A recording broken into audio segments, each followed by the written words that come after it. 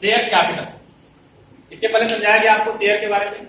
अब share capital क्या है, अभी आपको समझाया गया कि कंपनी की पूंजी छोटे छोटे अंशों में बटी होती है, इस पूंजी को हम लोग क्या कहते हैं, शेयर कैपिटल। ठीक है, कैपिटल मतलब क्या हो गया, टोटल कैपिटल। अब चूंकि कंपनी की पूंजी छोटे छोटे भागों में बटी हुई है, इसलिए इसको कहते हैं शेयर कैपिटल। ये तो आसान है। अब इसमें सबसे इंपॉर्टेंट आता है टाइप्स ऑफ शेयर कैपिटल। इसका जो टाइप्स है, कितना प्रकार का हो, ये सबसे इंपॉर्टेंट टॉपिक। ठीक है, इसके अंदर में टाइप्स है, number 1 authorised capital, the number 2 issued capital, the number 3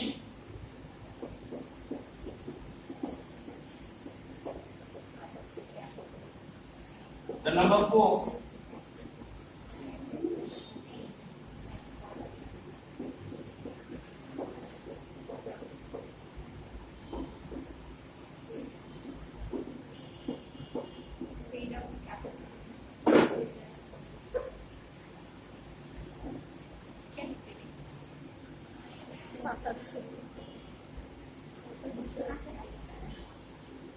ये रहता है।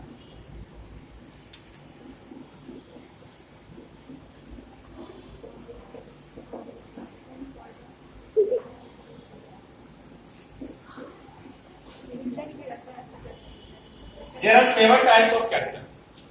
The first one, authorized capital, issued capital, subscribed capital, called up capital, paid up capital, uncalled up capital and reserve capital. Clear? अब इसके बारे में आपको जानना है कि 7 प्रकार का कैपिटल होता है, क्योंकि अभी आप जानते हैं कि कंपनी का जो बैलेंस शीट बनता है वो मॉड्यूल से नया तरीके से बनता है, ट्रेडिंग पीएल बैलेंस शीट सब नया तरीका हो गया। ठीक है, कंपनी के के अंदर में, तो इसलिए इसको जानकारी होना बहुत जरूरी है, क्योंकि हर क्वेश्चन के हर बैलेंस शीट में इसका मेंशन किया। ठीक है, तो ऑथराइज्ड कैपिटल क्या है, तो हम ये जानते हैं कि कोई भी कंपनी का रजिस्ट्रेशन होता है, रजिस्ट्रेशन के बाद उसको बाजार से पूंजी लेने के लिए एक संस्था जिसे परमिशन लेना होता है, उस संस्था को हम लोग कहते हैं SEBI, that is for security exchange board of India. ठीक है, तो कंपनी का नियम क्या है कि जब कंपनी को जनता से पूंजी चाहिए तो कंपनी को सेबी के पास जाके अपना पूरा प्रोजेक्ट देना होता है। इस प्रोजेक्ट के अंदर में ये सेबी ये देखती है कि आपने मांगा है कि जनता से हमको 1 करोड़ रुपए पूंजी चाहिए, पर सेबी आपको पूरा इंफ्रास्ट्रक्चर देखने के बाद कहती है कि नहीं, आपको 50 लाख रुपए तक ही आप ले सकते हैं, आपको इतना का ही जरूरत है।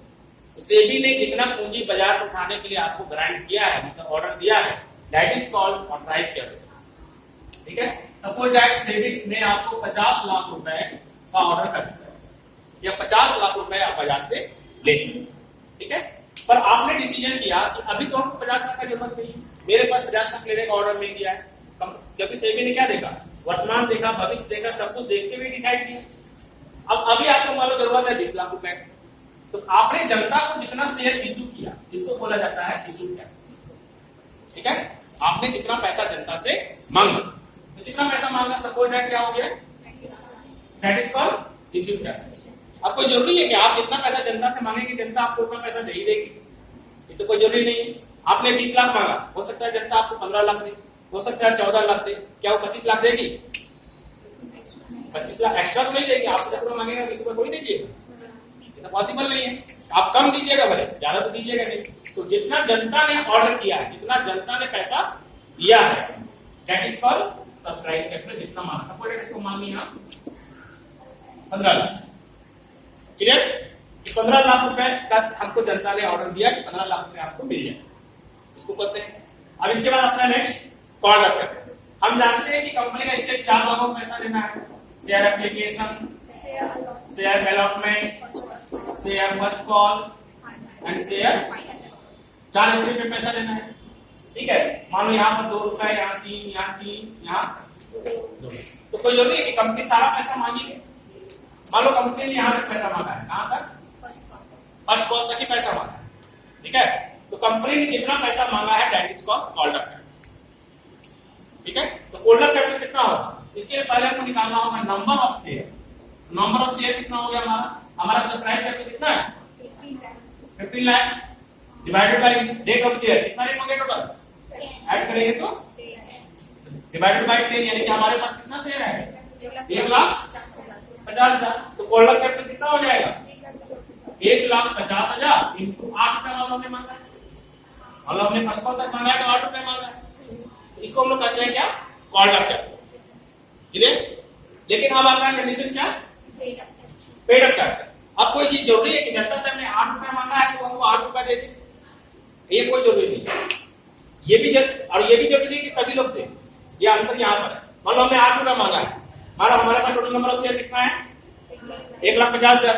इसमें से क्या हुआ कि 1 लाख शेयर होल्डर वाले ने 8 रुपए दे दिए, 20,000 वाले ने अभी तक हमको 5 रुपए तक ही दिया है। कुछ शेयर होल्डर ऐसे होंगे जिन्होंने हमको पूरा पैसा दे दिया है। ये कंप्लीट ऐड करना हो, ठीक है। मतलब यहाँ क्या कर सकते हैं स्टेट लाइन में, amount receive from share holder, जो भी आपने अमाउंट रिसीव किया है शेयर होल्डर से, इसको हम लोग कहते हैं पेड अप कैपिटल। क्लियर, समझ में आया? पेड अप कैपिटल के बाद क्या है, अनकॉल्ड। अनकॉल्ड का मतलब क्या होगा, वैसा शेयर का पैसा जिसको हमने मांगा नहीं, इसको हम लोग कहते हैं अनकॉल्ड अप कैपिटल। यहाँ पर कितना नहीं मांगा, हमने बताया आपको, इसे 2 रुपया मांगा, 3 रुपया मांगा, 3 रुपया मांगा, पर ये 2 रुपया हमने मांगा नहीं मांगा। तो जो पैसा हमने नहीं मांगा है, किसी का पैसा नहीं मांगा है, फाइनल कॉल का 2 रुपीज ऑन फाइनल कॉल, ये हमने नहीं मांगा। जो नहीं मांगा उसको हम लोग कहते हैं uncalled up capital. Clear, uncalled up capital के बाद क्या आता है, रिजर्व कैपिटल। जब कंपनी ये जानती है कि हमको उतना पूंजी मिल गया है जितना कि हमको जरूरत है, हमको और एक्स्ट्रा पूंजी की कोई जरूरत नहीं है, तो कंपनी क्या करती है कि जो अपना अनकॉल्ड अप का अमाउंट है, कितना अमाउंट है, 2 रुपए। अब जब कंपनी जान गई कि हमको पैसा की जरूरत नहीं पड़ेगा आने वाला 10-20 सालों में, तो कंपनी इस अनकॉल्ड अप कैपिटल को डाल देती है किसमें, रिजर्व कैपिटल, ठीक है। ये रिजर्व कैपिटल में क्यों डालती है, तो ये पैसा कंपनी कब मांगेगी, जब कंपनी को अब आवश्यकता होगी, या कंपनी कभी अगर फाइनेंशियल कंडीशन आ जाती है, या फिर कंपनी को बंद करने की नौबत आती है, उस कंडीशन में ये 2 रुपए आपसे मांगा जाएगा और आपको देना पड़ेगा। इस कंडीशन में लोग कहते हैं रिजर्व कैपिटल। ये सातों कैपिटल समझ में आ गया। ये सातों कैपिटल सबसे इंपॉर्टेंट है, हर क्वेश्चन के हर बैलेंस शीट में आपको इसको दिखाना होगा, न्यू कंपनी एक्ट। क्लियर, इसको डाल लीजिए, फिर आगे समझाएं।